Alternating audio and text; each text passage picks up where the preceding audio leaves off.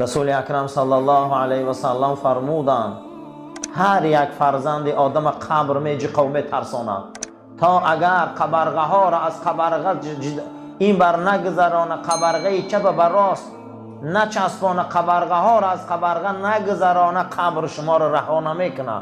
فرستاده خدا برای شما هم هست، گو برای من هم هست. این شوخی نیست، این حدیث گو برای هر فرزند آدم جقش قبر. حتی بینی شما را در یک روایت آورده در بجلکتان قبر نرسانه شما اجمال خلاص نمیشه. ولی ما نمیدانیم از مردن ما چی میدونیم؟ ما از مردن چی میدونیم که فردا کی میدونه نوبت من باشه؟ ما از مردن چیزی نمیدونیم. عذاب قبر حقه یا نه؟ پرسیدن منکر و نکیر حقه یا نه؟ قسم به خودمون نمیدونیم.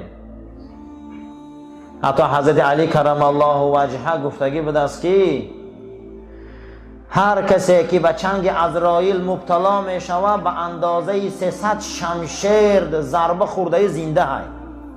من یه آدمی زنده را 300 کارچر در بدنش زنی گیره چخیلی می شود او؟ انا میخواه علم حس میکنم. حضرت